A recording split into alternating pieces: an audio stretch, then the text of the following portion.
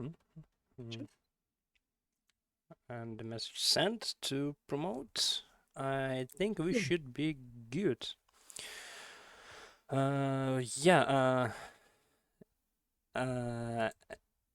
Okay. Yeah, I believe we should be good. And yeah, hello and welcome everybody for yet another.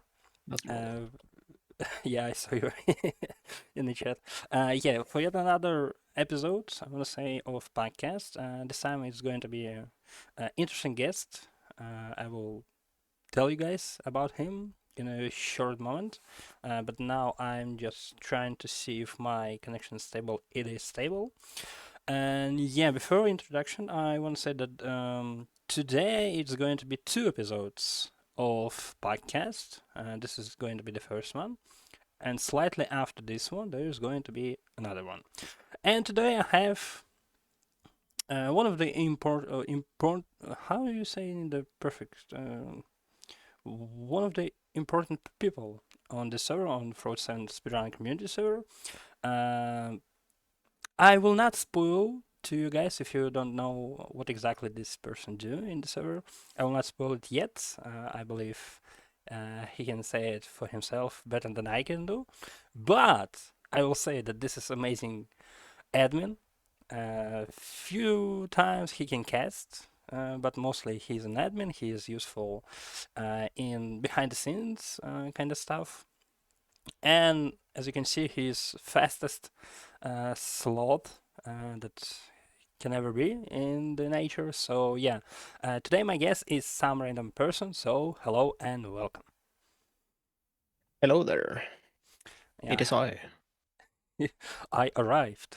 Something like this. Yeah, I hope. You heard it, Pitchy? I'm the fastest. Get wrecked.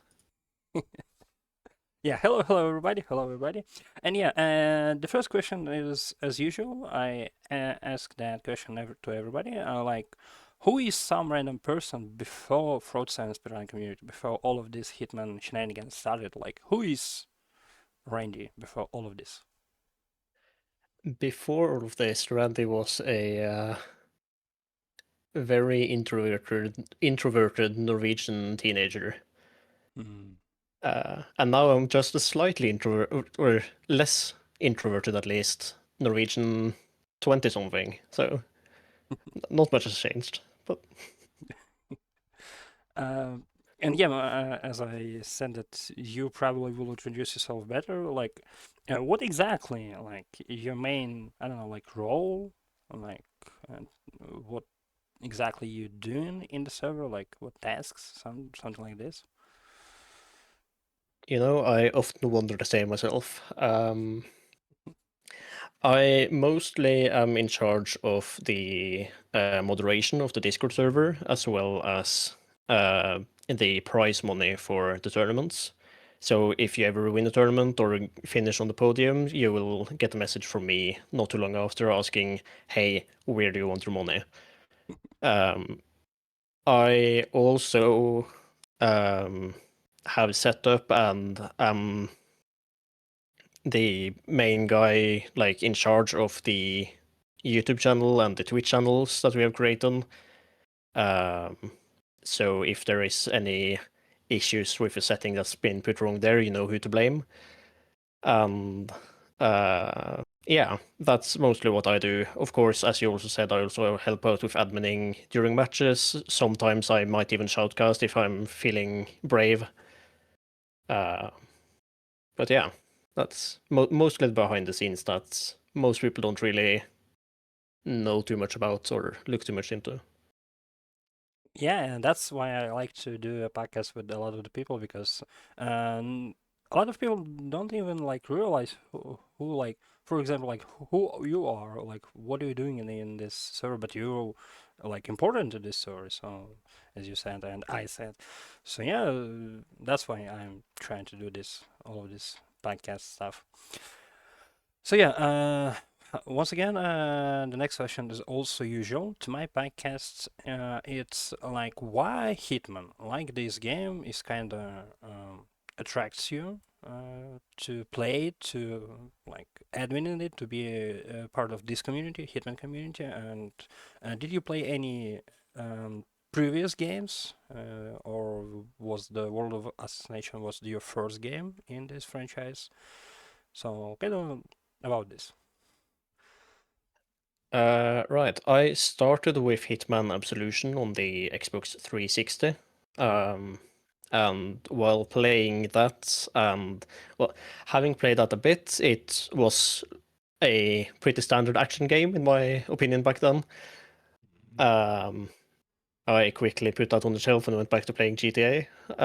But my older brother, when he bought his or built his first desktop PC, he bought Hitman 2016. He showed me Sapienza, and I thought, I have to get that. Uh, that was obvious. That was during the episodic release, so Marrakesh hadn't come out yet. He was playing Sapiens because that was the newest one, and he um, kind of introduced me to that.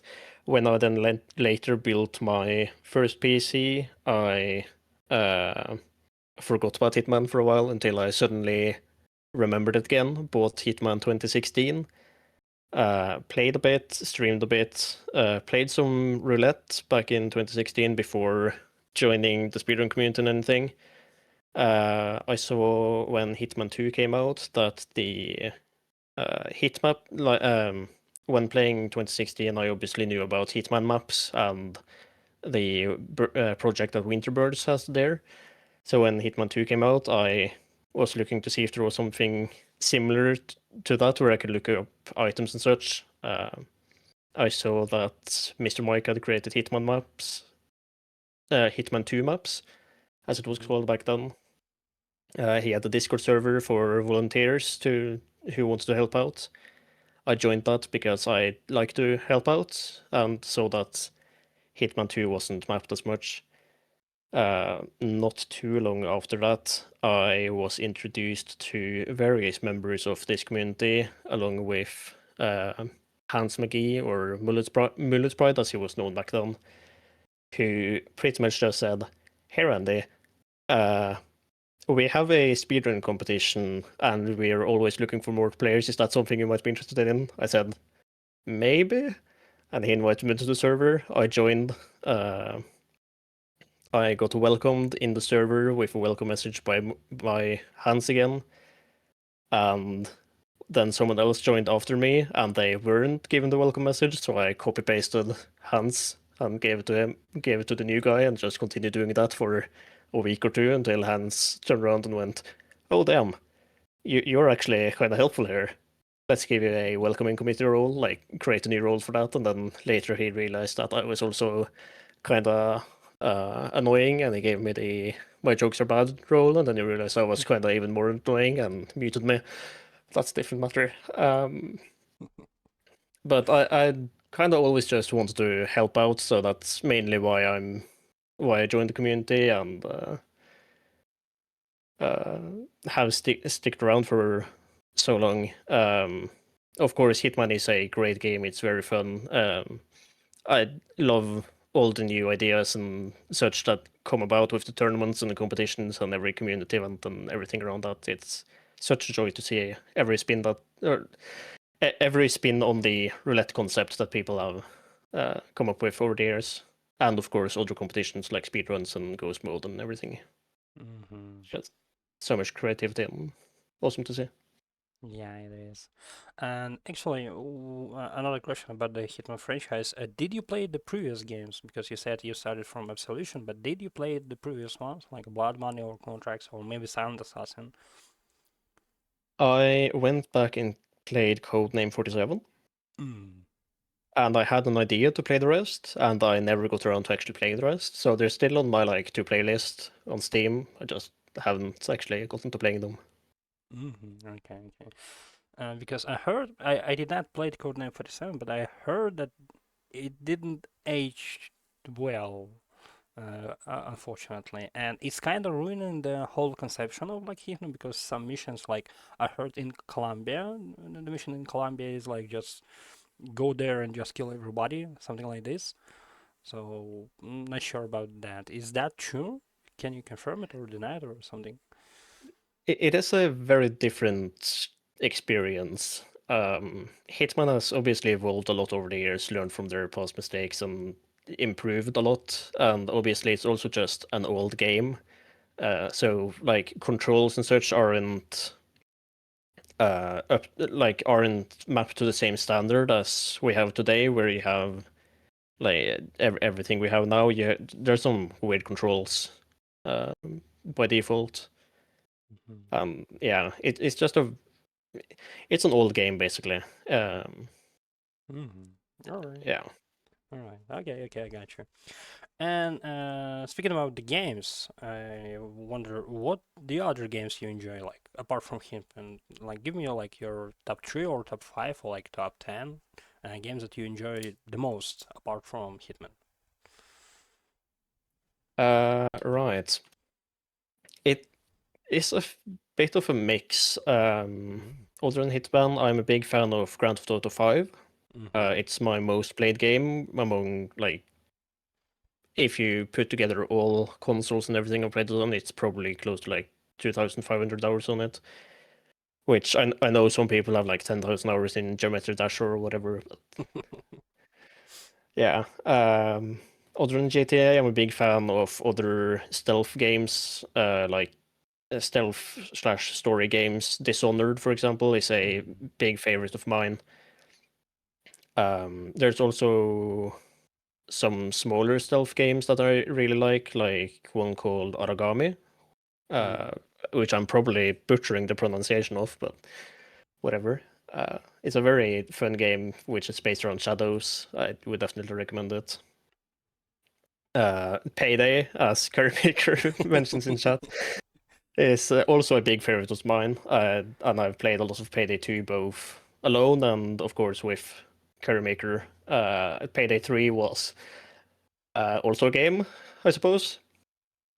I haven't played as much of that, so I should probably play that again at some point. But other than that, I enjoy smaller games, indie games.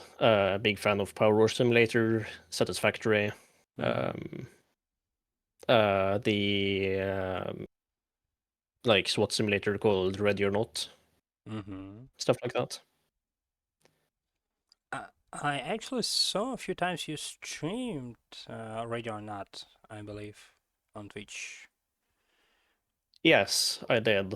Um, that was when I was trying to do S rank on every map. I decided to stream some of it because I could just not be bothered to actually do it otherwise. Mm. But it weirdly enough helped streaming. It felt easier to do it while streaming than doing it alone. And obviously, I had some people in chat that helped keep me entertained while I was going mad, dying to the same person over and over again. Okay, that's great. And by the way, speaking about GTA, I believe that like almost two or like bigger than 2,000 hours. Most of this is online, I believe, right? I well, yes, most of it is online. I still have several hundred hours in single player, Mm. both modded and unmodded, and just goofing around in director mode and what have you. I've played through the story modes countless times, and it's such a good game. Um, but I've obviously played online quite a bit as well. I don't have the numbers for how much I played each one, unfortunately, but Mhm. yeah. Yeah, okay, okay. Yeah, because I would assume with GTA 5, like most people even don't complete a story mode. They just complete the first few missions just to get a online mode and then go online, because that's the main attraction, I believe, in GTA 5. Yeah, definitely. I have some friends who I'm not sure if some of them have ever even played through the whole story, and I think one of them, I'm not sure if one of them even has played the first two missions because I think I did that on his PC while I was over for visiting him once, so that he could get into online. I just speedrun through the first two missions and jumped into online with him. Yeah. And speaking about GTA, did you play once again the same question? But did you play the previous ones, like Vice City or San Andreas or maybe GTA 3 or maybe one and two? I have unfortunately not gotten to play 1 or 2. I had GTA 1 on my Steam wishlist for a while until they completely removed it from Steam. It has been unable to be bought on Steam for like forever, but you could still wishlist it. So I did that, and then they just eventually ended up just removing it completely from the store page. Yeah. But I have played GTA San Andreas again on the Xbox 360, and I played Vice City, and there is another GTA game, but I can't remember if it was GTA 3 or if it was GTA Vice City. Maybe But GTA I know I've 4? played one more. Maybe GTA 4? Uh, No? it could be 4, but I'm honestly not sure if I've played 4. Hmm. There's one other game I have played in the GTA series that I can't remember. That's, I guess, the point of it. Okay, okay, okay. Just curious. Okay, let's go back to the Hitman and especially uh, to roulette stuff. Let's stick with roulette stuff for now. Um, Apart from being an admin, you're an active player. That's kind of not a unique achievement because a lot of admins are players and vice versa. But I wanna ask you this question: Is there like any thoughts in your head, like any doubts that you like after some like bad match, you decided like, you know what, I don't want to be a player anymore. I will stick to admining. Is there any like thoughts like this ever in your head? I will never base me playing a match based on how I do in matches, or base me playing the game on how I do in matches. I've always, since joining the server, played just for fun.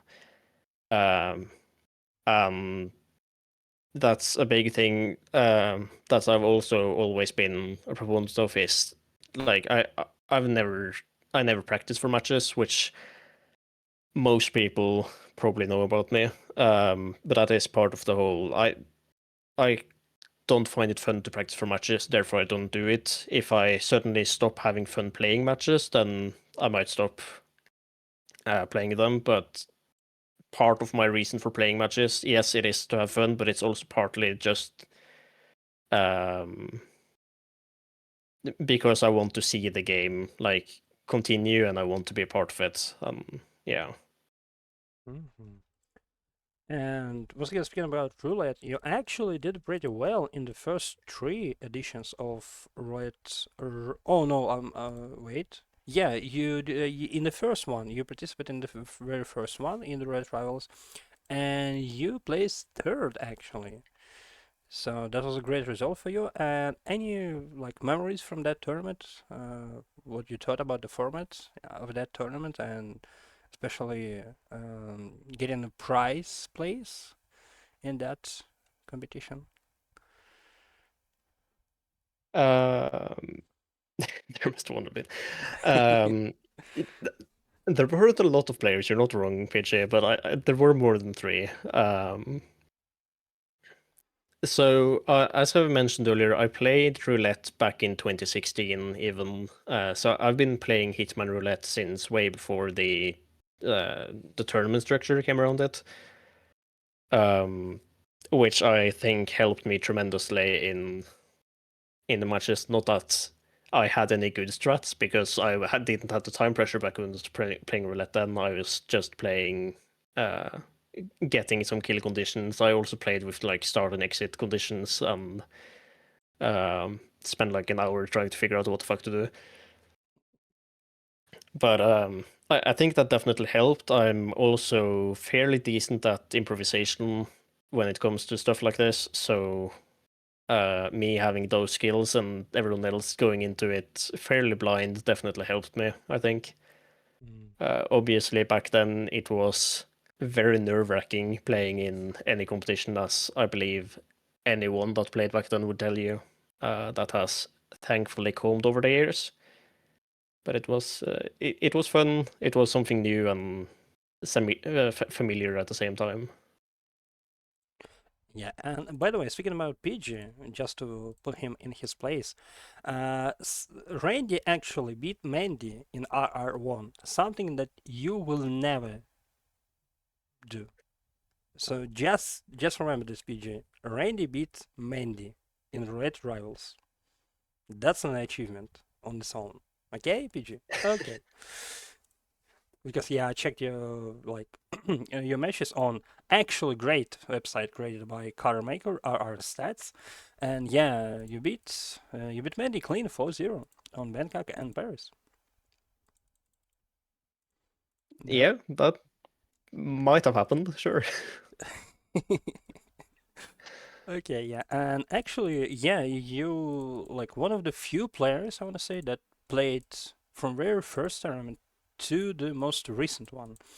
And well, it's kind of the same question, but I still want to ask you uh, because you probably did not miss any of them, like all RRs, all RRWC, but is there times that you kind of like tired of roulette and decided to just skip one or two tournaments just in case to um,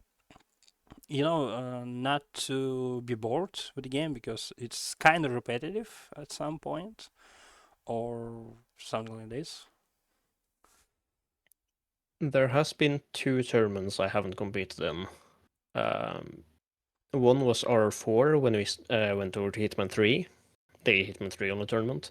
I did not compete in that Mm, because I simply wasn't at home during the match. During the tournament, I was up at the cabin uh, skiing, basically. mm, And I didn't play in R12. R12, I can't quite remember why I didn't play in, but that was a period of time where I was just burnt out from work and burnt out from a lot of stuff. So that might have played a part in it. I also, uh, yeah, I simply can't remember why I didn't play in that.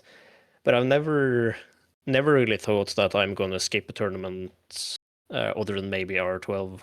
That because I just don't see the fun in playing. That hasn't yet happened yet. mhm. All right. And speaking about roulettes, and once again, I want to ask you this question: what do you think is needed to be changed in rules, or maybe like get rid of some kill conditions? Like, what change do you want to see for the next tournament, which should be RR18? I haven't really thought too much about what I want to change. I think roulette will always be fun from my point of view. It's not something I ever think that I will win, so I don't pay too much attention to like the intricacies of the rules in that matter or Mm-hmm. in that kind of way. Um, Obviously, if I think that there's something I want changed, I have access to like the chats that the roulette council use, so I can always just say my opinion there when they're discussing things, and they can do whatever they want with my opinion. But I have that option, which I suppose a lot of people don't have, to sort of share my opinion directly during their discussions. Yeah. But I don't know. I don't really have any kill conditions I want removed or rules I really want to change at the moment.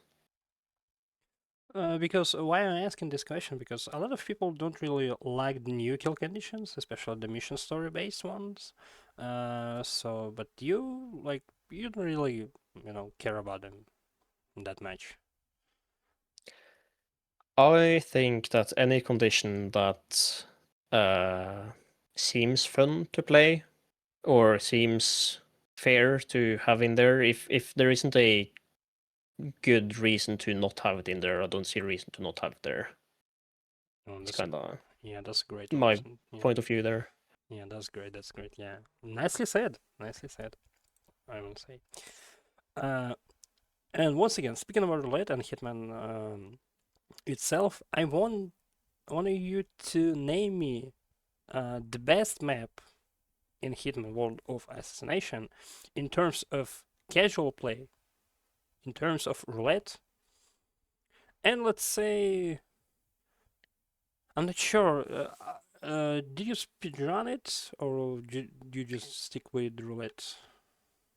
I haven't speedrun any. Well, I speedrun Hawke's Bay quite a bit, but I haven't speedrun most of the maps in like the main missions. I have speedrun some competitions and escalations over the years. Mhm. So Okay, so then let's stick with this like best map in Hitman for casual play and the best map for you in terms of right rivals. for casual play, I want to say probably Isle of Scale. Mm.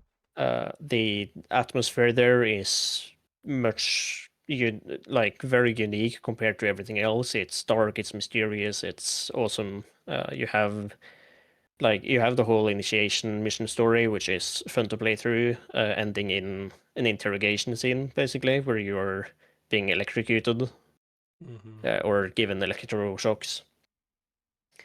Um, there is a lot of a lot of lore for the Hitman franchise in Scale as well. You have a lot of you can find out a lot basically just about how uh the Providence is set up, how the Ark Society works, and everything like that. I'm a sucker for big mysterious organizations that control the world.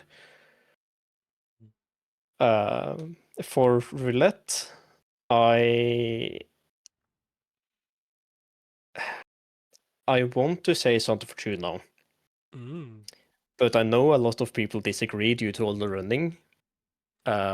But I think that there is enough variety in the routes that you can take and in what you run through that it doesn't really matter. Of course, I will also give you that I don't play as competitively as a lot of other people do, so I just having 20 seconds of running in between it is fine to me, I suppose. I can enjoy the nature while I run through it. And I am also a sloth, so jungle. I'm also gonna say that Santa Fortuna is also the best ghost mode map. Uh, Even though you didn't ask for it, I'm gonna give you a third one anyways. Third Yeah, category. yeah, that's fine. That's fine. That's fine. Um, I'm not sure if you ever played ghost mode. I did not, but I had the privilege of cast one of the matches for previous Ghost Mode tournament. I want to say that was fifth edition of Ghost Mode tournament. So yeah, I cast it, and that was probably my worst cast of all of them because I didn't have a single clue what was that. I'm like, huh, this player doing this. What is this? Why did they do that? Like, what is this? So yeah, that was my worst Perfect. guess. Not really perfect, not really perfect. Yeah. I quickly fell in love with Santa Fortuna while playing ghost mode back in the day. Like, um, partly again because of the map, because of all the nature and everything in it, but also partly due to how easily you can just block off an entire approach to the map with a well-placed ghost proximity vine. If Mm. you place it in the door leading into the caves, you will pretty much completely block off the cave unless the opponent runs around the entire map outside of it. Oh. Uh, which opposed to Miami is a bit more Swiss cheesy, where you don't have to run as far to find other ways around stuff. Okay, okay. Yeah, I'm completely forgot about Ghost Mode, yeah, because there, it's still a thing, I wanna say, yeah. A lot of players played Kinda. it. Yeah, a lot of players played it. Yeah, hello, hello, who just joined in. Hello, Golden Get. I am now with some random person and we're yapping about some stuff, mostly Some Hitman random related. things. Some random things, yeah, some random topics. Okay, and sticking again with the roulette and the community, who do you think? Like once again, this is your opinion, so you don't need to be sorry or like not trying to angry some people, especially PGR, because PGR is talking some smack to you in the chat. But I wanna to hear your top three players in the history of roulette rivals. Oh god. Mm-hmm. Welcome to my least favorite thing in the world, ranking stuff, and especially people. Top three players in the history of roulette. I will have to be straight up and honest with the fact that I haven't paid nearly as much attention to the later tournaments as I probably should have. Mm. So if someone has come in after, I don't even know which hour I last paid much attention to, that's probably not a good thing to admit. But if there are any newer, in my eyes, players that I'm completely forgetting, then too bad you didn't catch my attention.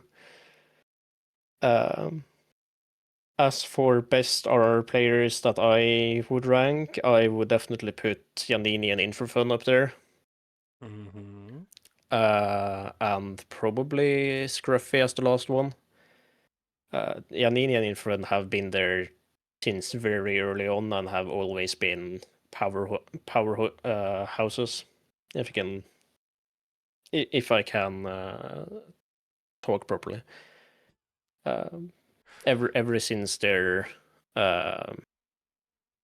like the entire first RVC journey they had and the finals they had there, it's always been great to see them play. Yeah, and I would say that's probably universally the safest top three because it's hard to argue that those three players are not, not in at least top five because yeah, Infofund is one of the greatest, Yanini is one of the greatest, and Scruffy actually won the RRWC a few days ago. I want to say that was yesterday, no? Was it yesterday? Or yeah, that was yesterday. I'm Yeah, completely lost in my days. Yeah, and I'm pretty sure everybody saw that live on Twitch on official Hitman channel.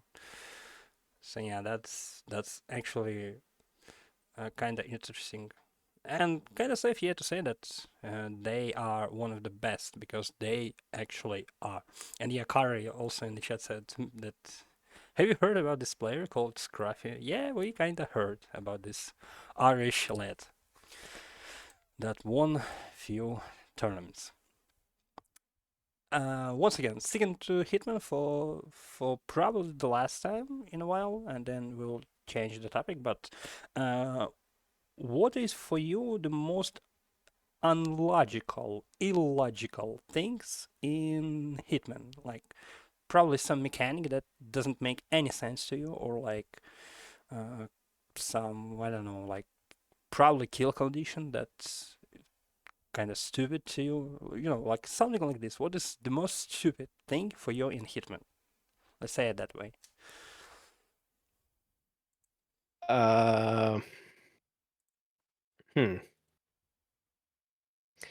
I, there are a few things that have always seemed a bit weird to me. How you can use some items to knock people down, but not out when thrown, but you can knock them completely out cold if you hit them in the face with it up close. Especially the soft items like a banana. That I don't see how you can never hit someone in the back of the head with a banana and have them knocked out cold. Unless you like freeze the banana first, I suppose. But I doubt 47 is doing that. Yeah. So like the uh yeah, the soft melee items that just work in weird ways. Yeah, actually kind of interesting answer. Yeah, that's. I want to say that's a unique answer, and I liked it. I like that because yeah, that doesn't really make sense at all. Yeah. But actually, speaking about melee items, I want to say the ability of 47 to throw a screwdriver so hard and so precise that it can puncture the skull. That's also kind of weird and stupid. I mean, he's trained. He's an assassin. He's kind of strong guy, but like, come on, it's impossible to chew a screwdriver that hard. I wanna say.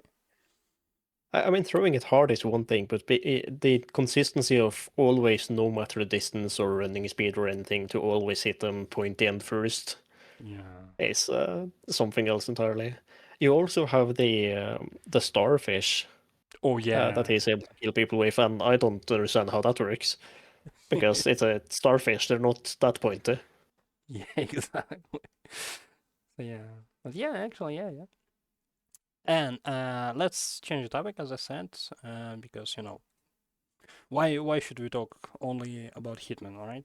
Um, Kind of like general question or something like this. But do you have any hobbies apart from like playing some video games and being an admin and being useful in this community? Like, what is there like any hobbies that you enjoy every day?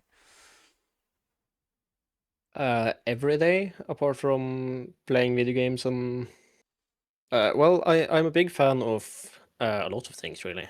Oh. Um, Welcome to my incredibly nerdy life. I enjoy watching movies and I love reading random facts, um, both to read random facts and just reading random like Wikipedia articles.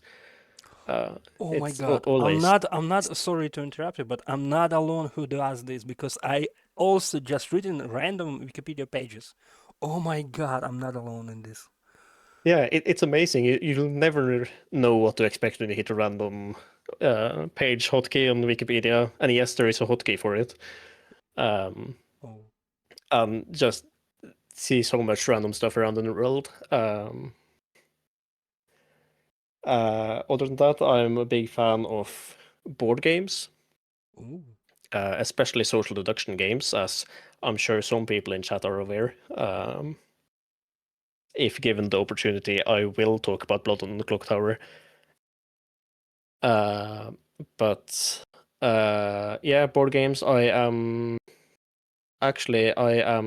currently studying at a vocational college here in Norway, and I'm in charge of the board game club there. Wow. Um, so yeah, I'm also into student politics. So I just this weekend actually was at a like seminar for student politics and uh, talked about politics the entire weekend, which I'm sure sounds like a nightmare for some people, but I find it fun. Well, that's interesting. And okay, okay. With that being said, what is your favorite movie? Favorite movie? I tried to think of something after you messaged me about being on the podcast, and I uh, honestly don't really know what to say. Probably The Dark Knight, Batman The Dark Knight, if I had to choose one. Hmm. I'm a big fan of pretty much any Christopher Nolan movie, and I'm a big fan of Batman. So, like the intersection there, and The Dark Knight is the strongest of those three, uh, no matter what you say. Okay. Well, I mean, I want to say that Dark Knight is not his like even top five work, but that's that's a matter of taste. I want to say. Yeah. But yeah, okay. Well, at least it's not some stupid comedy or something like this. That's cool. And yeah, actually, speaking about the board games, we will discuss shortly the Blood on the Clock Tower. But before that, apart from this game, what is your favorite or maybe favorites games like board games apart from this one? Apart from that one, Yep. um, I will. So okay, any game that is um not overly competitive. It is kind of a social game, stuff like that. I'm a big fan of the Betrayal at the House on the Hill series. They Oh. are fun.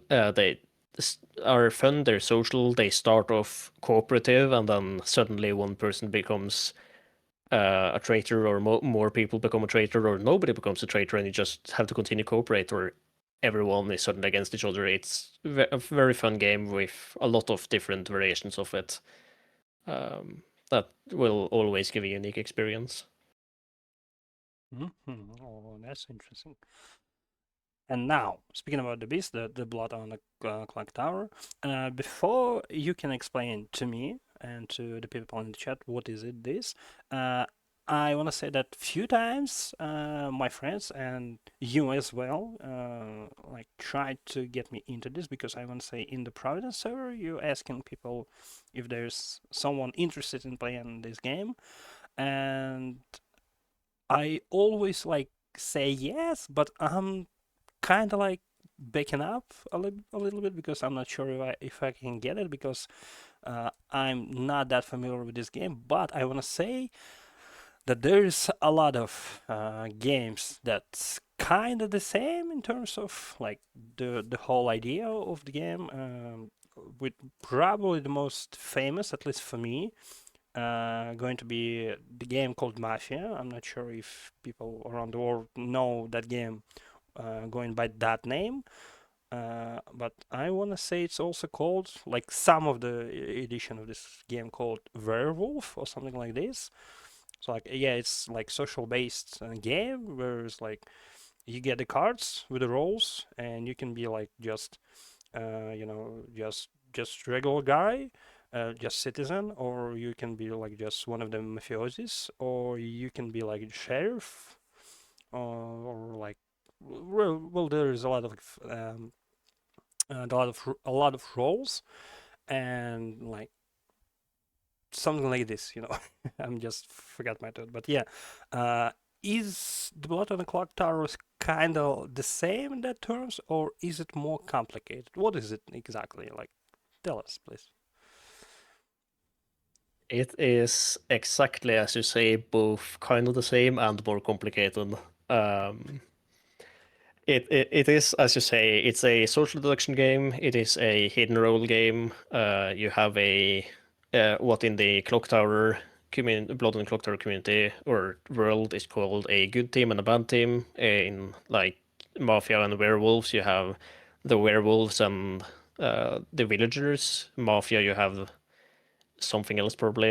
It's been way too long since I played Mafia. Um, but yeah, it's similar to those games where you have those two opposing factions. The good team or the villagers, they don't know who each others are, so they have to figure out who is on their team, who is on the evil team, try to get rid of the evil team.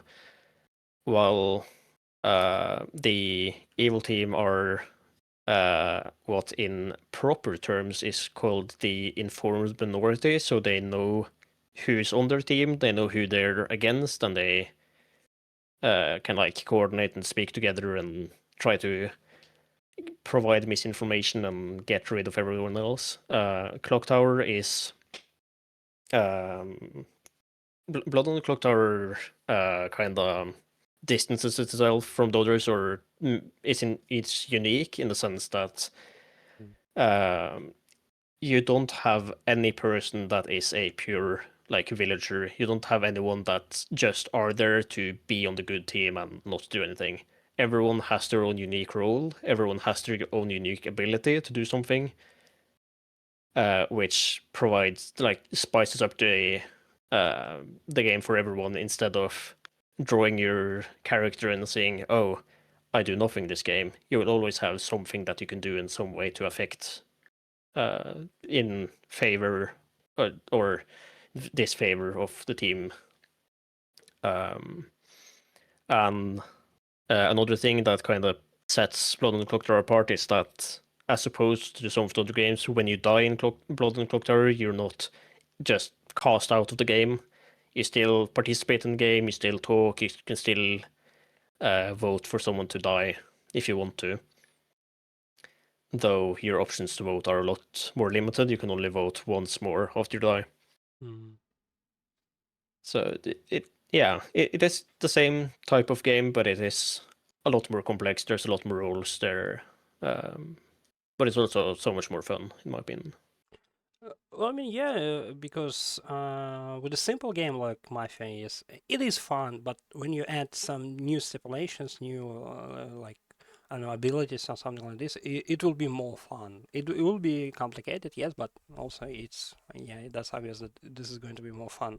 But yeah, speaking about the board games, there is one board game I want to say that everybody who loves board games did play it at one time or another, and I want to ask you, did you play D&D at any time of your life?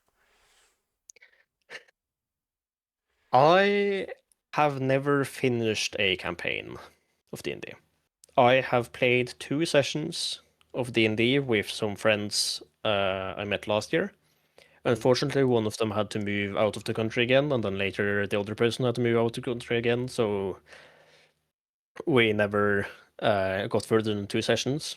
I really want to give it another go and fully play through a whole session, though, or play through a whole campaign, and eventually being a dungeon master in D&D seems like fun as well. I love storytelling for Blood and Clock Tower. Do you have a similar role there where there's a guy like overseeing everything and making sure everything stays on tracks, gives information, what have you. So I have unfortunately not had the opportunity to play through a uh, whole campaign, but I love watching D&D and I would love to give it another try. Yeah, why I asking this because once again, this is probably one of the most popular board games, if you can call it board game in that sense. But when you said that you did not finish the single campaign, I'm like, that's kind of popular among D&D players because I had a lot of friends that playing D&D like regularly, and they also like telling me that they did not end the day campaigns because yeah, because obviously everybody like at work or like move out or something like this. So that's kind of kind of usual stuff in D&D. And but I did not play it. And I'm not sure if I wanted to, but it's yeah, it kind of seems like fun. And recently I um, watched a lot of D&D via a channel called Aventries or Avantries, something like this.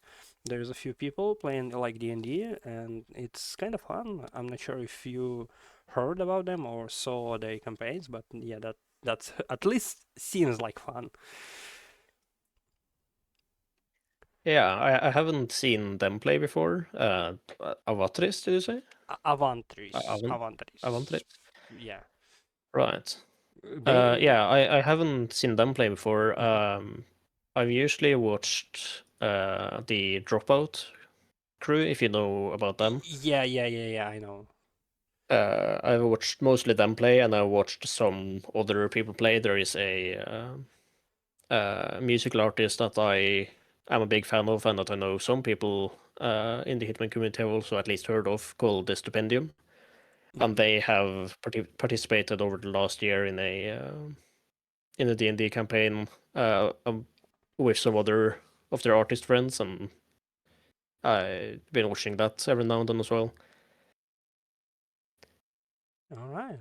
But do you think it's possible to play at least one single D&D campaign within our community? Is it possible? Yeah, that definitely possible. The thing about D&D is that if you know that you uh, aren't able to meet very often, you can run shorter campaigns. You can run one shots where you literally only have one session. You play for a couple of hours and then it's over. You're finished. Hmm. So I think at least that should definitely be doable in our community if there's like I say if there's interest for it. I'm sure we could find like 3 4 people that would be interested in it. Um, the main problem that I think um, would emerge with that is finding someone to actually be the dungeon master, Hmm. because I have never, as I say, I've played in 2 sessions and we never completed the campaign, so I don't think I would know enough about D&D to really be a dungeon master for it. I have no clue what everyone else's um, skill level or like experience level with D&D is, so I can't really say if we have anyone knowledgeable enough to do a dungeon master. To be honest, I haven't really looked too much into it, so I'm not sure even how much you need to know beforehand. But yeah, we should we should be able to find enough people to put something together. Yeah, I believe so. Probably well, that's a story for another time, but probably we should like ask the people, our good people in our good server, if there's anybody with experience being a dungeon master. So Yeah, probably, but yeah, but that's for another time. And now for the round of quick questions. The answers might not be quick, but like rapid fire, something like I believe that's called. But we can uh, try. yeah, we can try. We can try. Favorite? Well, I already asked you about the movie, but what is your favorite series? Like web series or like TV series? Criminal Minds. Oh, all right, all right. It's a if you haven't heard about it, it's a police procedural following the behavioral analysis unit of the FBI in the United States. Mm-hmm. So uh, the short explanation of what that means is that they use behavior and psychology and what have you to catch serial killers, basically. Okay, okay. Favorite sports team? What's a sport? Whatever sports you feel like. Um, Last I paid any attention to sports was in middle school when I played basketball. Okay. Uh, a- After I stopped doing that, I have honestly not paid any attention to sport. If you count chess as sport and a single player as a team, then let's say Magnus Carlsen, he's Norwegian. Oh yeah, that's obvious. Yeah, I was thinking about asking about the favorite sportsman, but yeah, because that kind of obvious because you will say the Magnus because yeah, he's Norwegian and he's kind of good at the chess. I wanna say Slightly good. slightly good. Yeah, you probably heard of him, guys. He like one or like 2,000 competitions and just just regular stuff, nothing too Yeah, special. he's only been top chess player since like 2013. It's not a big deal. Not a big deal. Yeah, yeah, yeah. And considered to be the greatest player of all time. It's okay. It's okay. Yeah. Favorite weapon of choose in Hitman? Any weapon? Any weapon. Oh damn. Um, Lethal or non-lethal? Do both count or only lethal? Like, Both. what's the restrictions there? There is no restriction. Just favorite weapon that you can bring with you on the mission. Oh, uh, I I don't know. Uh, I mean, I always bring the silver baller. I suppose that's the like if I have to change my loadout, that's the last thing I change out of it. Okay, but would you like to have a silver bar in real life?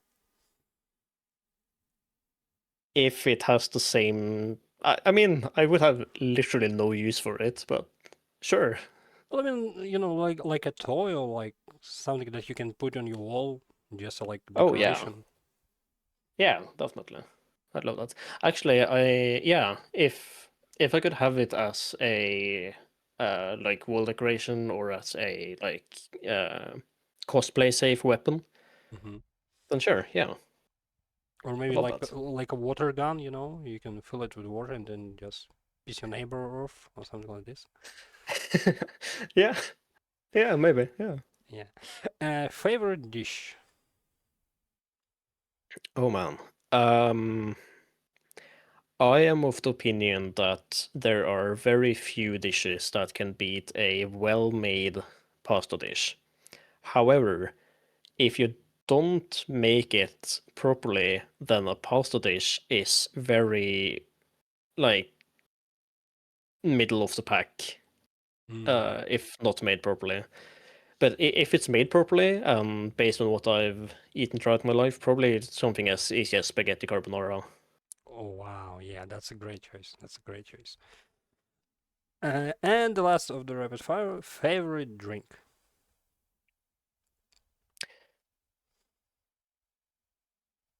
Right. Hmm. I am not someone who drinks enough varied stuff to really have a good answer here. Um, it depends a bit on the situation, on the time of year. Usually, I just stick to water. It is good. It tastes well. It hydrates good. During the winter, I'm a big fan of, as we in Norway call it, gløgg, which is mulled wine. If you are aware of that, it is Mm, very tasty. It is good to heat you up on a cold winter day. It's amazing. okay, yeah, all right, all right. Yeah, I never heard about this, but yeah, it's good to know, good to know. And now, this is time for the last two questions. Once again, this regular questions that I ask everybody at the end of the podcast. Actually, that's a quite an amazing podcast. Actually, I hope you enjoy it as much as I do. But to the last two questions, and the first of them is, what do you think is your biggest accomplishment, achievement in the Hitman server? And I don't know. Uh,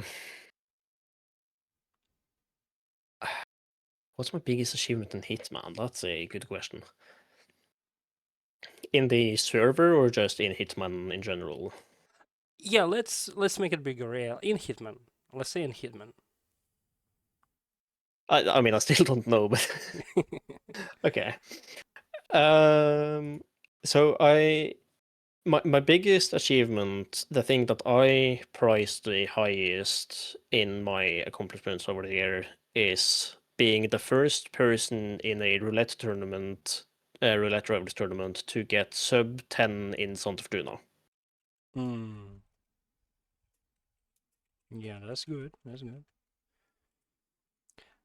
And what should be probably the last, but if the chat, somebody in the chat have any questions, that should be great. But the last question from me, at least, the same kind of the same question. But what is your biggest achievement in the life as a human being? In the life that I lead, where I do so little outside of the computer. I think it's hard to really find any big accomplishments outside of it. I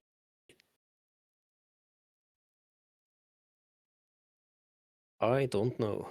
Um,